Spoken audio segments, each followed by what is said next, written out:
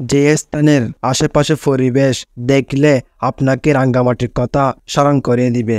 সেই স্থানে সাইকেল নিয়ে ঘুরতে গিয়ে অনেক কষ্ট পেলাম। সেই স্থানের নাম দিলাম আমরা দ্বিতীয় রাঙ্গামাটি।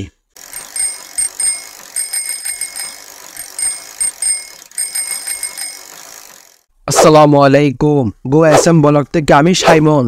আজকে আমরা যাব দ্বিতীয় রাঙ্গামাটিতে, যা আমাদের পাশে। আজকের ব্লগটি অসাধারণ হবে ইনশাআল্লাহ। এখন আমরা আছি হাশমি নগরে, অর্থাৎ দরবারে হাশমি আলিয়া শরীফে। এটা ইমাম আল্লামা হাশমি রহমতুল্লাহ তাআলা এর বাবাজান কেবলা এর মাজার, আর তার পাশে হচ্ছে মাদ্রাসা।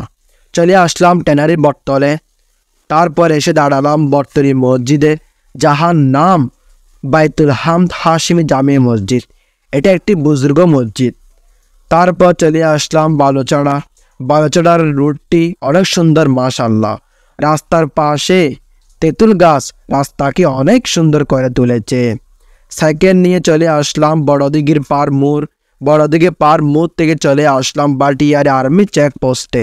চেকপোস্ট থাকলেও আমাদের চেক করে না, কারণ আমাদের সাইকেল। তাই চেকপোস্ট ফেলে তারপর দেখলাম আমার সঙ্গী সাথীরা পানি খাচ্ছে।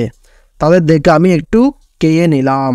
চলে আসলাম সেই স্থানে, যে স্থানের কথা আপনাদের ভিডিওর শুরুতে বলেছিলাম, দ্বিতীয় রাঙ্গামাটি, অর্থাৎ বাটিয়ারি।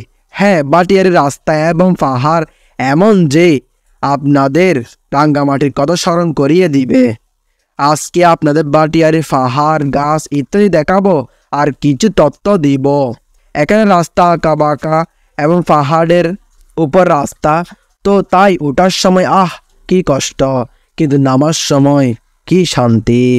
কষ্ট হলেও আশেপাশের পরিবেশ কি সুন্দর মাশাআল্লাহ, আপনারা না আসলে বুঝতে পারবেন না। এখন আমরা দাঁড়িয়ে আছি ক্যাফে 24 এর সামনে।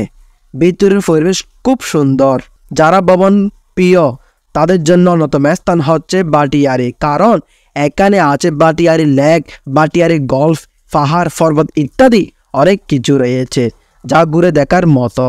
একটা কথা, যেখানে আর্মি সেনারা পা দেয় সেই জায়গাকে অনেক সুন্দর করে তুলে তারা। বাংলাদেশের ভূমি বৈচিত্র্য চট্টগ্রামকে প্রকৃতির অপরূপ লীলাভূমি বলা হয়ে থাকে। বন্যের সাথে সজ্জিত চট্টগ্রাম প্রাকৃতিক স্থান সময়ের মধ্যে বাটিয়ারিকে অন্যতম লয়লাভিরাম বলে ধরে নেওয়া হয়। এই এলাকার আয়তন প্রায় 19.43 বর্গ কিলোমিটার, 4800 একর। চট্টগ্রাম শহর হতে প্রায় 15 কিলোমিটার উত্তরে বাটিয়ারি অবস্থিত। এই ভিডিওতে আপনাদের অনেক কিছু দেখায়নি, কারণ আমাদের তেমন সময় ছিল না। পরবর্তী ভিডিওতে ইনশাআল্লাহ আর অনেক কিছু তুলে ধরার চেষ্টা করব। এই জায়গায় উঠতে অনেক কষ্ট হয়েছে, আর এদিকে আসার নামাজের সময় হয়ে যাচ্ছে, তাই আর সামনের দিকে যাওয়া হয় নাই। এখানে একটু রেস্ট নিয়ে আবারও ব্যাক নিলাম। তারপর এই মসজিদে আসর নামাজ শেষ করে ঘরের দিকে রওনা হলাম। কেমন হলো আজকের ভিডিওটি কমেন্ট করে জানান, চ্যানেল সাবস্ক্রাইব করুন এবং ভিডিও লাইক করুন। আজকে এতটুকু। আসসালামু আলাইকুম।